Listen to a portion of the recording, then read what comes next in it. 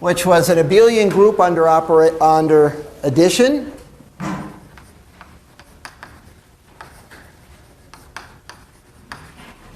With identity element 0, with inverse, if we write the inverse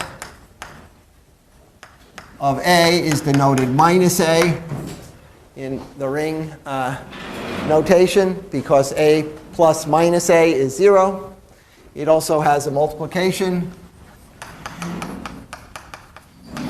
which I'll write A times B, or the book sometimes writes A cross B.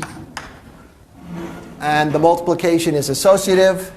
So A times B times C is A times B times C, associative. And it's distributive. A times B plus C is A times B plus A times C. And if the ring is not commutative, you have to do this in the other way. B plus C times A is B times C plus B times A plus C times A. And if A times B is equal to B times A in the ring, you say it's a commutative ring. And from the rest of this term, all we're going to do is commutative rings. So I'm going to leave this, just put this as an axiom for a ring. Although you should be aware that it's very interesting in math to study non-commutative rings, like matrix rings are non-commutative rings. But we're going to study the theory of commutative rings. And when you have an object in math that you've defined like a group or a vector space or a ring, you want to know what a homomorphism is. So we talked last time about what a ring homomorphism is. So F from one ring to another. And it's a map of sets, which is a group homomorphism. So in particular, it takes 0 to 0 prime. It satisfies F of A times B is equal to F of A times F of B. So it commutes with the multiplication. This is the multiplication in R. This is the multiplication in R prime. And it takes 1 to 1 prime. I should have said that the multiplication has an identity. I'm sorry. 1, which has the property that 1 times A is A times 1 is A for all elements in the ring. So it preserves the ring structure. It takes the ring structure on R to the ring structure on R prime. And we saw that if we had a homomorphism and we defined I as the subset, the kernel of F, which is the set of A and R, such that F of A was the 0 element in R prime, that was a subgroup because it's the kernel of a group homomorphism. So it's a normal subgroup, but that's obvious that it's normal because it's an abelian group.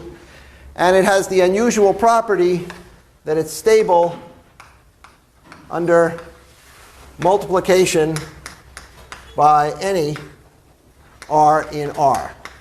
So if you have A in I and you have R in R, then RA is in I.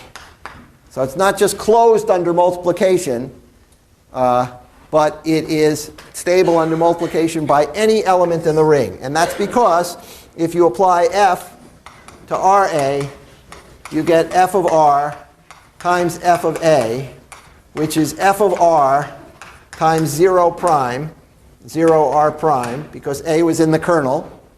And anything times 0 we saw was 0. And so this element is also in the kernel. So it's stronger than you might think of a sub-object. And we call subsets of R that are subgroups stable under multiplication ideals. Such subsets are called ideals, I in R.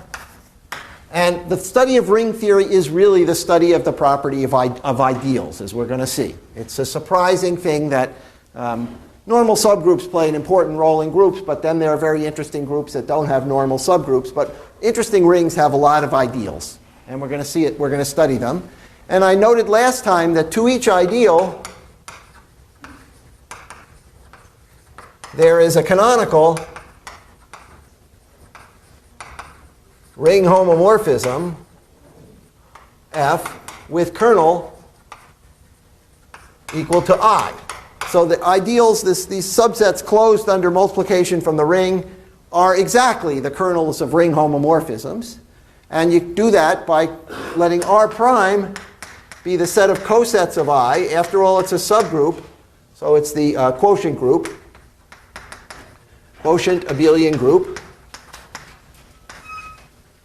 That makes sense. And to turn this into a ring, and we have a map from R to R prime, which is a group homomorphism from our theory of abelian groups, which takes an element in R to its coset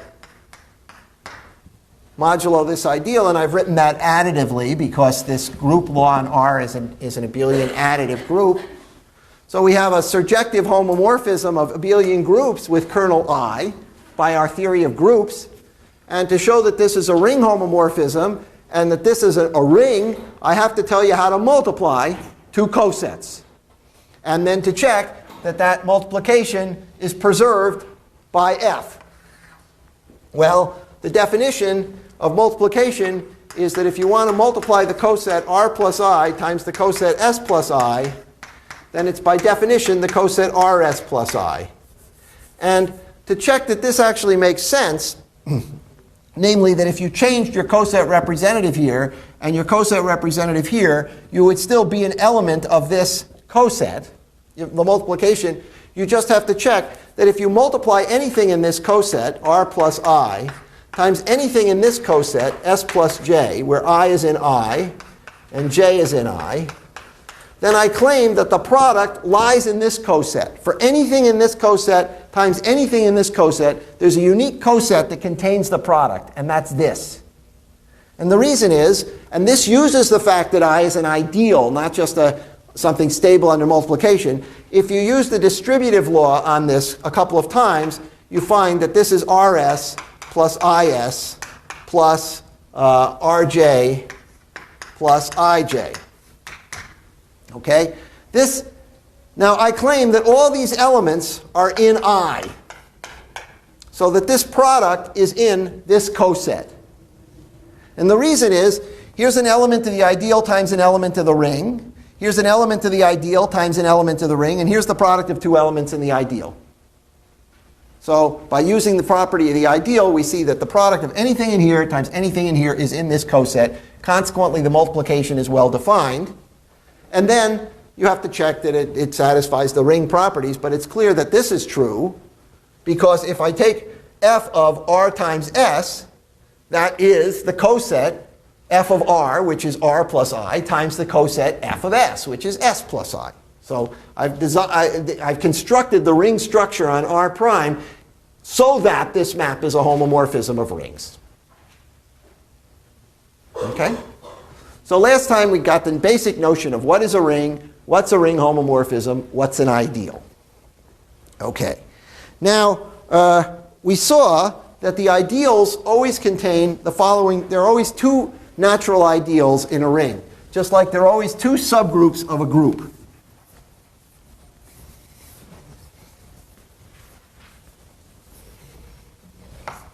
Two obvious ideals in R. I, the zero ideal, just consisting of an I equals R.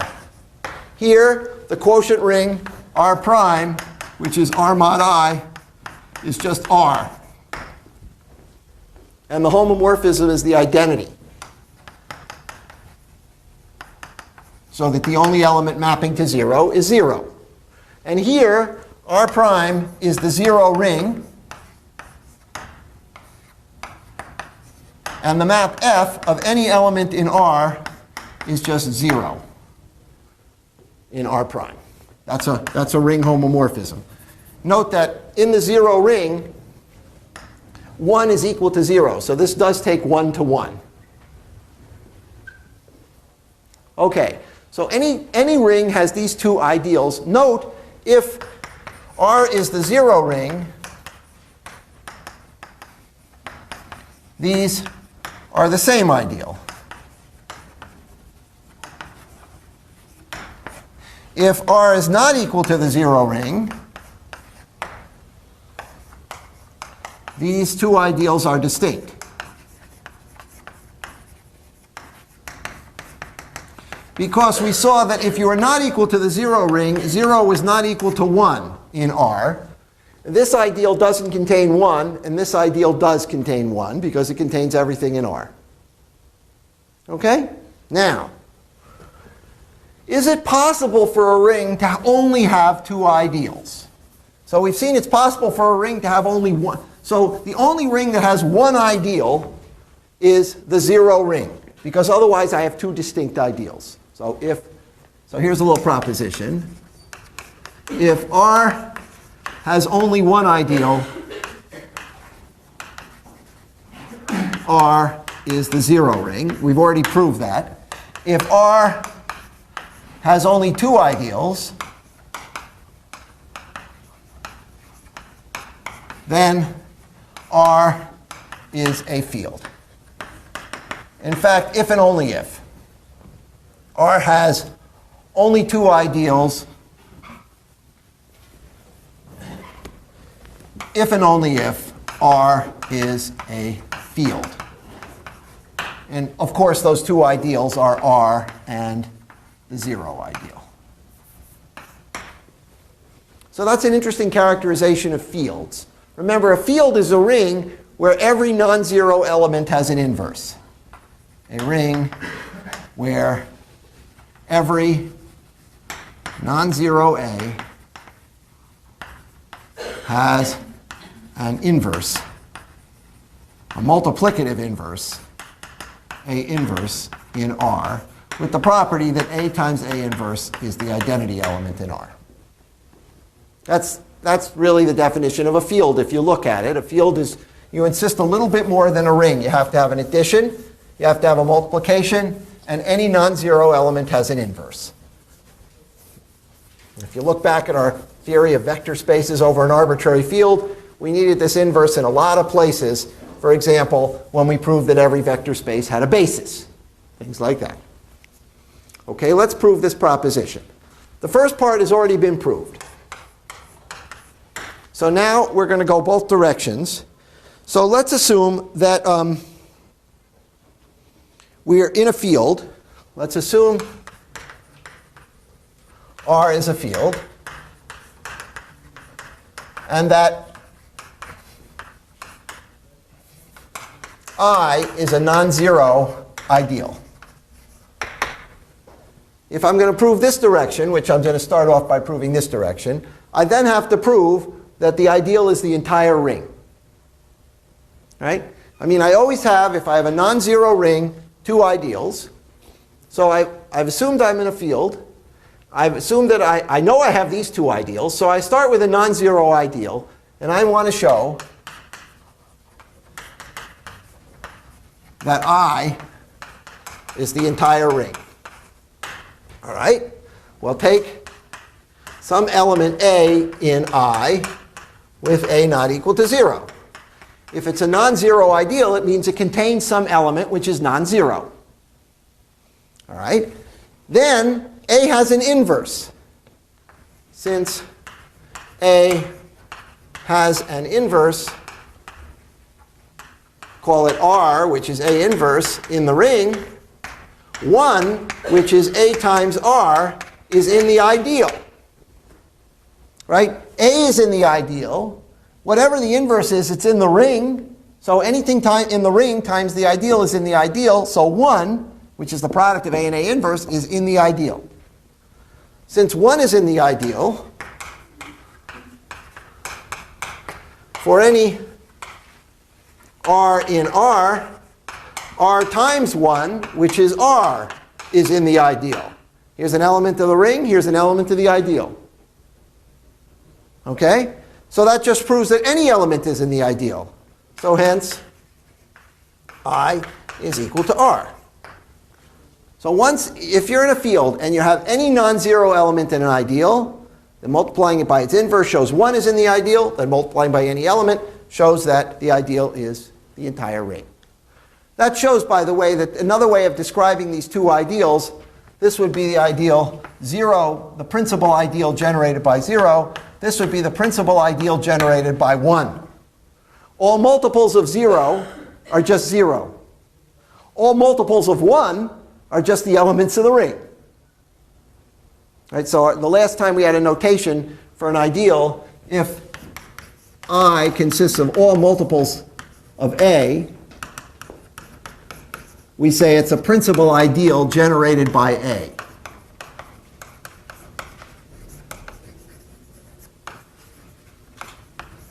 So these two natural ideals are both principal ideals. This is the principal ideal generated by 0. This is the principal ideal generated by 1. What if you have a field with an element like 2 to the 1/3 in it? Then how would you, maybe I should say ring. You have a ring with an element like 2 to the 1/3. How do you generate all the elements just by adding 1? Maybe I'm missing something. No, it's not by adding 1. It's all multiples of 1. And anything is a multiple of 1. Right? Because anything times 1 is itself in a ring. So once you have 1 in the ideal, you have everything in the ideal, and the ideal can just be described as multiples of 1. Kind of stupid ideals. All right, so that shows that if I have a field, I have only 2 ideals. Now let's prove the opposite direction, that if I have only 2 ideals, my thing is a field. All right? So let A be an R, and consider and assume A is not equal to 0, and consider the principal ideal generated by A.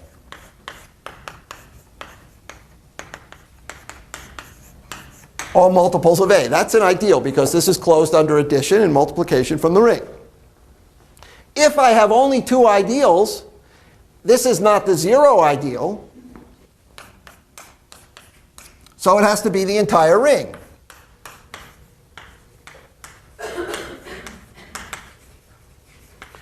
Now, one element to this ring is 1. Right?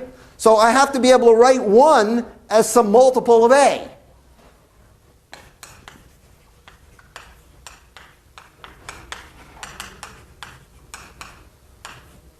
Well, that's the inverse. That is the multiplicative inverse of A. So if I have only 2 ideals, I've just proved that any non-zero element has a multiplicative inverse, which means I'm a field. Okay? So fields are distinguished among the commutative rings by having a very small supply of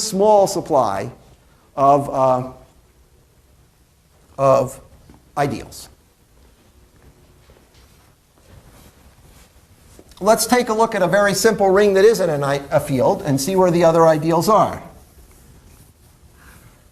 Let's take the ring R, which is Z mod 4. Z. Integers mod 4. That's not a field because 4 is not a prime number. Okay?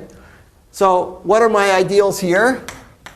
Well, you have the ideal generated by 0. You have the ideal generated by 1. Those are my 2 famous ideals. And then, if you want to think about it, if I want to make a non-zero ideal that isn't the ring, I better choose, and I want it to be a principal ideal, I better choose a generator which doesn't have an inverse, a multiplicative inverse. Can you see an element in this ring, Z mod 4, which has 4 elements in it, by the way, 0, 1, 2, 3. You add them and multiply the mod 4. Is there an element that doesn't have a multiplicative inverse? 2. So I could take the ideal generated by 2. This is the ideal R, and this is the ideal that consists of the elements 0 and 2. And if you check, that's closed under addition mod 4, and it's closed under multiplication by anything mod 4. Because if I multiply by anything mod 4 times 0, it's 0, and times 2, it's even. Right? So it's still in this set. So here's the third missing ideal. Okay? If I take R equals Z mod NZ, that has an ideal generated by D for all D dividing N. They may be slightly different. They may be the same ideal. I mean, for example, if you take the ideal generated by 1, it's the same as the ideal generated by minus 1, which is also a divisor of n. But you get more and more ideals the more factorizable n is. So in particular, if I took r equals z mod p to the kz, then the distinct ideals are 1, p, p squared, p cubed, all the way up to p to the k, which is the ideal 0. So you have a decreasing chain of ideals here that looks like this. This is the entire ring that contains the multiples of p, which contain the multiples of p squared, which contain the multiples of p cubed, all the way down to the multiples of p to the k, which is just the 0 ring. So that's a descending chain of ideals. Just like here, we have the descending chain of ideals 1, 2, 0. So you have that any time you have prime power. This is a little bit more complicated because you have descending chains of ideals depending on whether d divides d prime. And in general, the set of ideals forms what's called a lattice. Some ideals contain some others, etc. And that's a very interesting thing to study. And the only really simple case is this case. Now these rings have only a finite number of ideals. And the reason they have only a finite number of ideals is they have only a finite number of elements. So there are only a finite number of subsets. And ideals are in particular subsets. So you can't have more than a finite number of ideals. However, if you want to get to a ring that has an infinite number of ideals, where things start to get interesting, you can go to the basic ring of them all, the integers.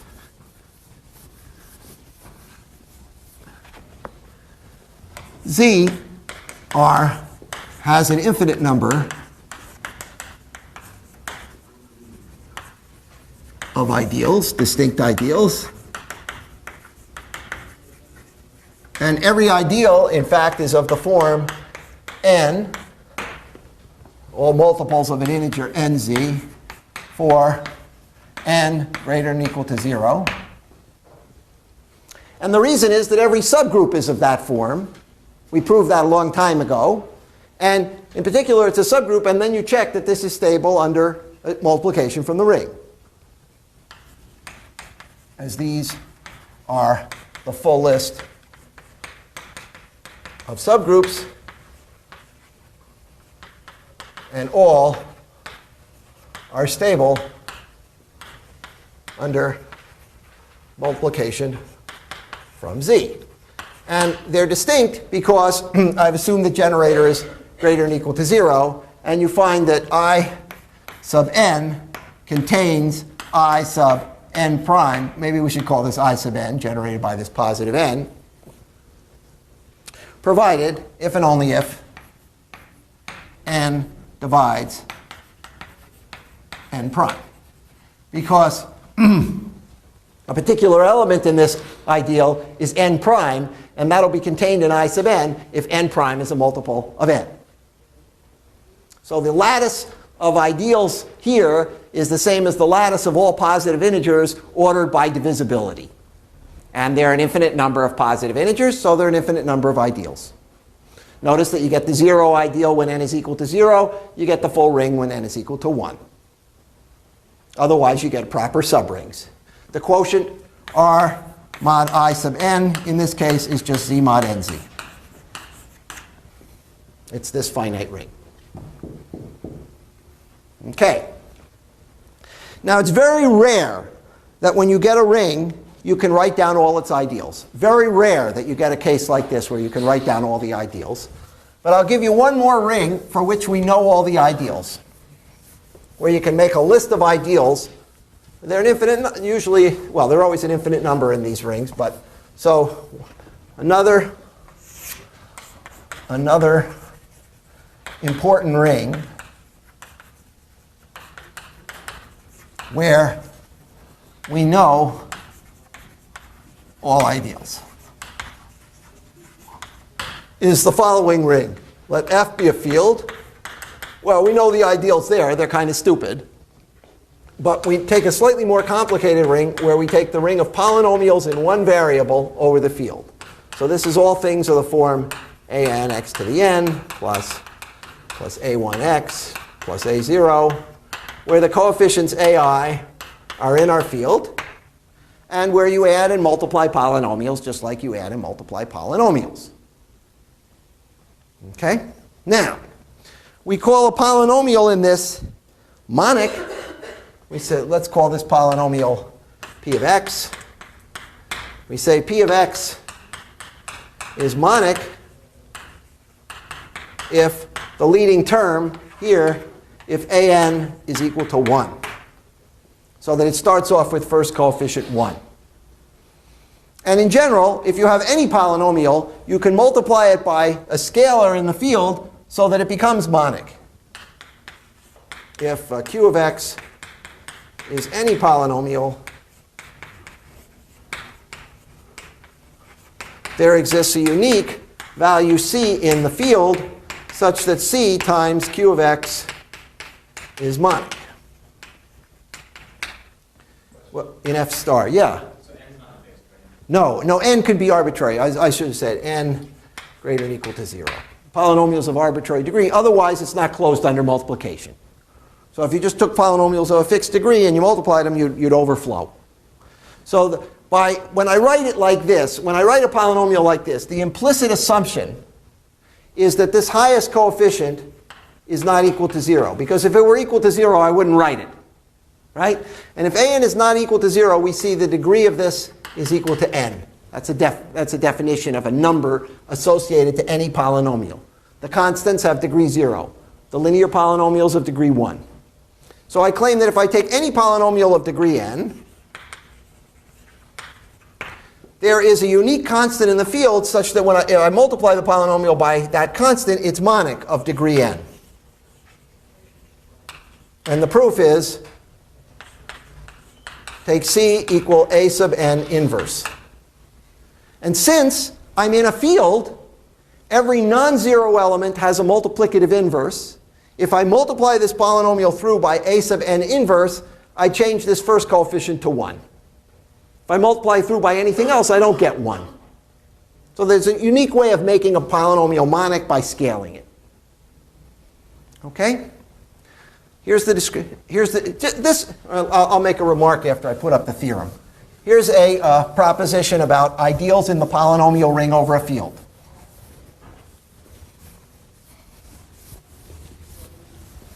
A very important theorem. Proposition.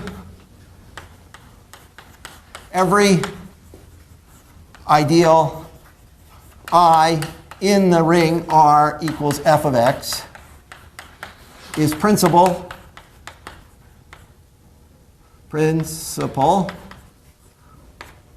generated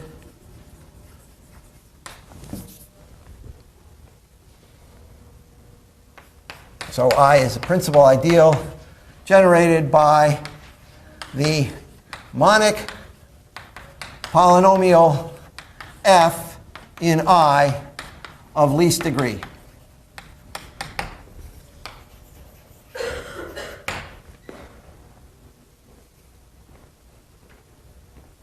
And in particular, another thing is that every monic polynomial generates a unique ideal. So the ideals as a set are in one-to-one correspondence with monic polynomials. And the ideal associated to f contains the ideal associated to the monic polynomial g if and only if f divides the polynomial g. Namely, that g of x is f of x times another polynomial q of x. So it's very similar to the situation with the integers. And notice that making a polynomial monic by scaling is exactly, see, I could have taken this as the same ideal as generated by minus n. They're the same ideal. The multiples of n are the same as multiples of minus n. So the monic condition is like this condition. I've been able to choose a unique generator by multiplying it by certain elements, which are in fact the units in the ring. I should have said that. This is the unit group. That happens to be the unit group. which I'll also show you that, of R. Okay, let's at least prove that every ideal is principal generated by the monic polynomial in it of least degree. That gives us a description of all the ideals, just the monic polynomials.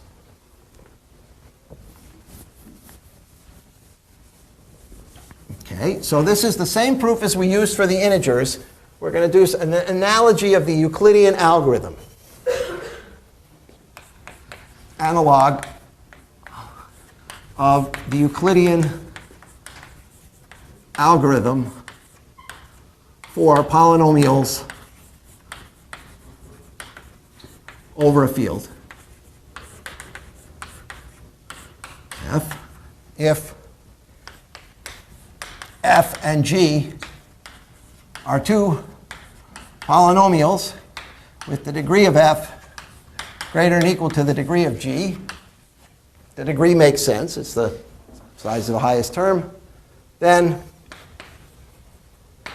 f is equal to g, let me write it, f of x is g of x times q of x plus r of x, where this is a polynomial and this is a remainder polynomial. This is the quotient polynomial, this is the remainder polynomial, and r of x has degree less than, the degree of r is strictly less than the degree of g that you're dividing by. So you can't always divide one polynomial into another evenly, but you can do it by leaving a remainder which is of degree less than the degree of the thing you're dividing by. So this is just a process of constructing q of x by successive solution of linear equations. So let's just try this so that we understand what the heck is going on over the complex numbers. Suppose I started with f of x as something like x cubed plus 2x squared plus 3x plus 7. And suppose g of x, where x squared plus x plus 1, just to give an example, I have to show that I can write this polynomial as a multiple of this plus something of degree less than this. All right, the first thing I have to do is get rid of the x cubed term, which I would do by multiplying this by x. So x times g of x is equal to x cubed plus x squared plus 1 plus x. I take the difference between f of x and x times g of x. I'd be left with the polynomial 2x squared minus x squared, so that would just be x squared. Then I'd have 3x minus x, which would be plus 2x plus 7.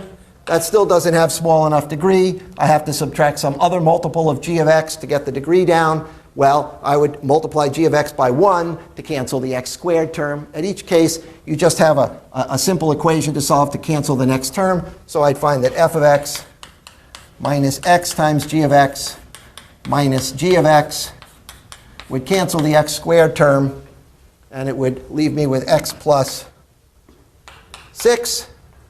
And that would be this equation. Namely, q of x in this case would be x plus 1. That's the multiple of g of x that I have here. Well, it would be, yeah. And r of x would have degree less than g of x, would be x plus 6. And you just do the exact same thing for two general polynomials. You find the highest coefficient of q by finding what you have to multiply g of x to cancel the highest coefficient of f. Then you find the next coefficient of q. And you keep working your way down until you've eliminated all the coefficients of f that have degree up to the degree of g. And then what you're left with is something that has degree less than the degree of g. And you'll see you needed to be a field at various points, because here I had coefficients here. But if g of x had this coefficient, for example, 2x squared, like this, then the first thing I would have had to do was take the inverse of 2 and multiply it like that. So in this Euclidean algorithm process, you frequently have to invert coefficients. In general, you can do it if the first coefficient of g is a unit, but you have this expression. So it's just normal polynomial division. Convince yourself that this works. It's not a deep fact. All right? Now, let's prove that any ideal is generated by the monic polynomial in it of least degree. So let I be an ideal and choose a polynomial if it's not 0. Okay, if I is not equal to 0, take f in I of minimal degree. There has to be something in I of minimal degree. If it's non-zero, there might be several things of degree 7, but choose one of them. All right? Scale it.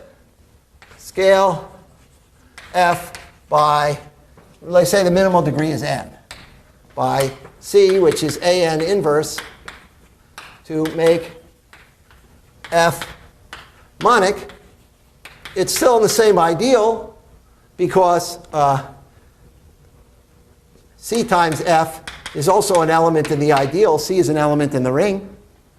So I now have a monic polynomial of minimal degree in I. All right? Now, I've got this organized a little wrong. Let h be another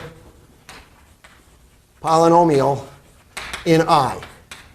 And write h as a multiple of f. I'm doing it backwards here, but never mind.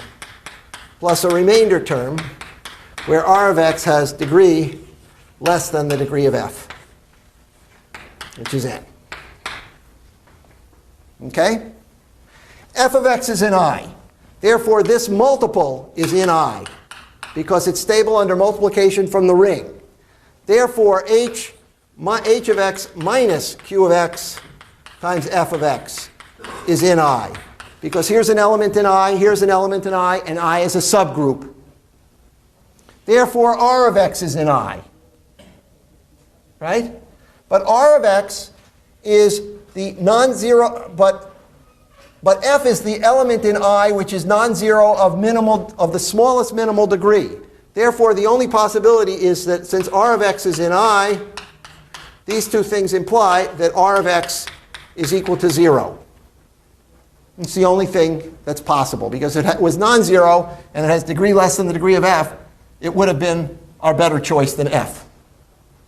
Therefore, anything in I, because r of x is 0, is a multiple of f. Therefore, the ideal itself consists of all multiples of f by the minimal polynomial of least degree. Yeah?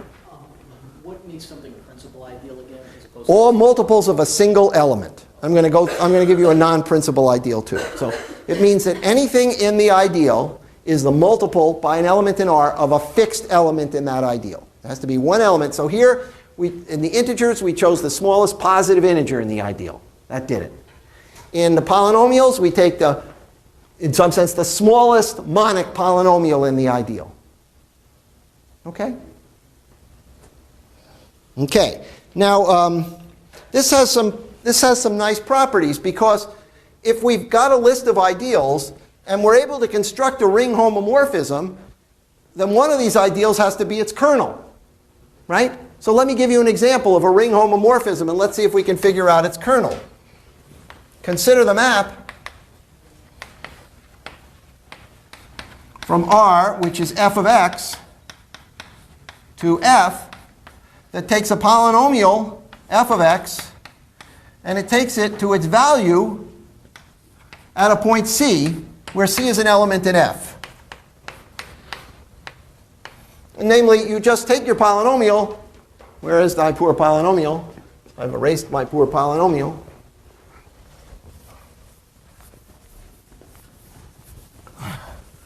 I take my polynomial f of x, which is an x to the n plus a1x plus a0. I think of it as a function on f by f of c is an times c to the n plus a1 times c plus a0. That's an element now in the field, because this is an element in the field, and this product is in the field, and this power is in the field. So you just add them all up, you get an element in the field.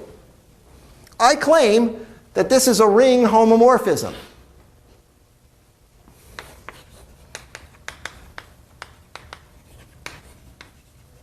Well, you have to check. Let's call this map, because I can't use the word f, because f is my polynomial. Let's call this map H. It's a homomorphism. So you have to check that h of f plus g is h of f plus h of g. And you have to check that h of f times g is h of f times h of g. And you have to check things on the identity element and things like that. Well, if you evaluate the polynomial f of x plus g of x on C, you get the value of f on C plus the value of g on C. You're just adding these coefficients. So, right? And that's this. And if you evaluate the polynomial f times g on C, well, again, you're just multiplying two functions and then evaluating them on C. So you get the value of one function on C times the value of the other function on C.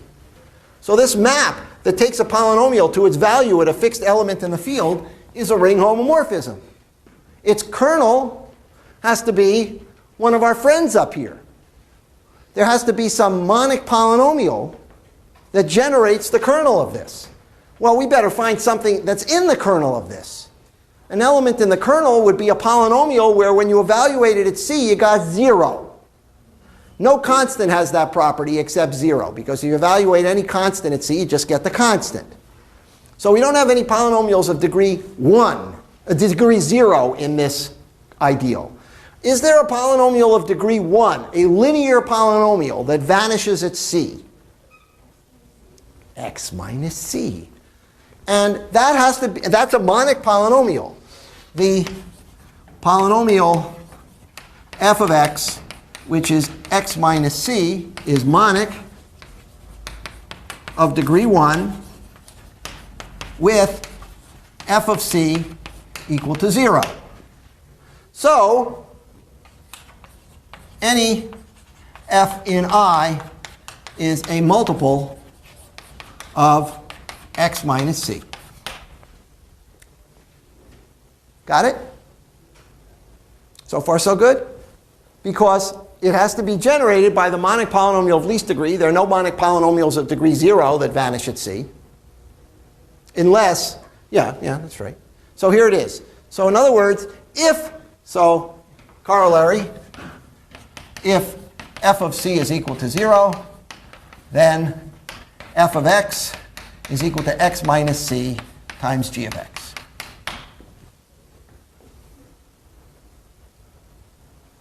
Corollary, a polynomial of degree n has at most n roots over a field. Remember we used that in our theory of characteristic polynomials? Why? Every time I have a root, I get a divisibility. I'm left with a polynomial of degree n. This has degree n. This would have degree n minus 1. By induction, this has at most n minus 1 roots. Therefore, f has at most n roots. So that's our proof that over any field, a polynomial has at most n roots. Very important fact. This was discovered by Euler and is probably the beginning of modern algebra. It's not true over a ring, as we saw. If you study polynomials over the ring Z mod 8, and you study the polynomial x squared minus 1, it has 4 roots. So that's polynomial of degree 2 that has 4 roots. But over a field, polynomials of degree n have at most n roots, and it's by this principal ideal property. Okay. Now, someone asked me about, well, maybe every ideal is principal. Can we come up with a ring where not every ideal is principal? So I'll just give you an example now without, wave my hands at it right now without proving it. Consider example of a non-principal ideal. Take the ring R, which is polynomials over a field, but in 2 variables. So these things are all the things of the form summation of a, ij, x to the I, y to the j, I is equal to 1 to n, j is equal to 1 to m, where the aij are elements in the field. So such a polynomial would look like a00 plus a10x plus a01y plus a11xy plus a20x squared plus etc. And you multiply just like you multiply polynomials in two variables, and you add by components. And of course, the degrees in any given case are bounded, but can be arbitrary in general because you have to multiply them. And consider now the map. We'll call it H again, from R to the field, which takes an f of xy and evaluates it. I don't care. Let's evaluate it at some points. Let's take it to f of 0, 0. So it just means you take x equals 0 and y equals 0. All these terms go away, and it's just the value a0, 0. Okay? I claim that's a ring homomorphism. Same reason that evaluation of polynomial one variable is a ring homomorphism. You add two polynomials, you add their values at 0. I mean, if you add them, you're just adding these constant terms. If you multiply two polynomials, it's a complicated operation, but the one thing that's simple is you multiply their constant terms. Okay. So that's a ring homomorphism. What's its kernel? Is not generated by one element. So it's not principal. Why? Well, are there any constants in I? No, just 0. But can you give me some simple polynomials that are in I? Yeah, it certainly contains the element x. It certainly contains the element y. I mean, the polynomial x goes to 0. The polynomial y goes to 0. Any multiple of the polynomial x goes to 0. Any multiple of the polynomial y goes to 0. And if you think of all these polynomials, they're just the collective multiples of x and y. Any such polynomial can be written as some multiple of x plus some multiple of y, not in a unique way. So in particular, the ideal I is certainly the ideal generated by x and y, which consists of all multiples of x plus all multiples of y.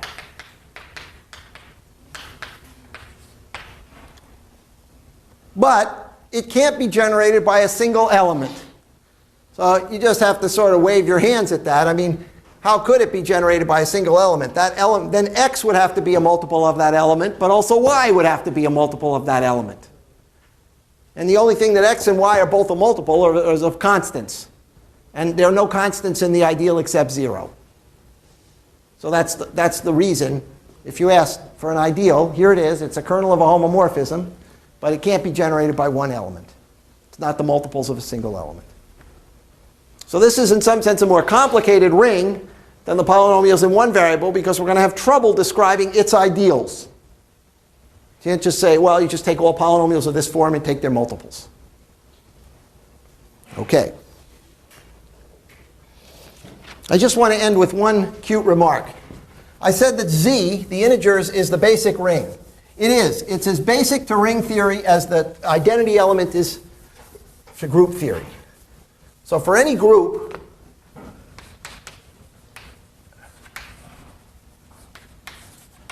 have a subgroup which is just the identity element. Namely, there's a homomorphism from E into your group that takes E to E. That's kind of stupid, but that's the only natural subgroup we know of a group. You can't do that. You can't do anything more for a group than just put the identity element in because the group just has the identity. But a ring has more. Any ring, commutative of always R, there is a natural ring homomorphism from Z to R. So this is a much more interesting ring than this is as a group. This is the most interesting ring of all. If we understood the integers, we'd know everything about number theory, which is why ring theory got started. So it's amazing that the only thing any group contains is this stupid one-element group. But any ring receives a copy of the integers, H. And this map takes 0 to 0, because it's a ring homomorphism. And it has to take 1 in Z to 1 in R. And then the only way to make it a homomorphism is to take n in Z, which you write as 1 plus 1 plus 1 n times. This is at least for positive n. That has to go to 1r plus 1r plus 1r n times. and we call that the element n in R. It might be 0. Don't be deceived. It might not, these might not all be distinct in R. But the only possibility of making a ring homomorphism, because we know that these two elements are in the ring, we take 0 and z to 0, we take 1 and z to 1, and then we make it a group homomorphism. And that turns out to be a ring homomorphism. But it's not necessarily an injective ring homomorphism. This is an injective map. This goes to the identity. Here it can have a kernel. The kernel of H is some ideal of Z, so it's of the form nz for some n bigger than or equal to 0. For example, if R is the 0 ring, and the 0 ring is a good ring, this map is just the 0 map because 1 is the 0 element. And if R is the ring Z mod nz, then the kernel is n times Z. Right? Now, I'm just going to make one observation as we stop. Suppose this ring is a field. Okay? Then I claim n is a prime. So think about that. Thinking problem, and we'll start with that next time. If R is a field, either the kernel of H is equal to 0, or the kernel of H is equal to pz with p a prime. And that's an important invariant of a field, what the kernel of this canonical map is. All right? So think about that next time, and then I'll talk a little bit about Galois's work where he classified finite fields. See you. Have a nice weekend. I'll see you Monday.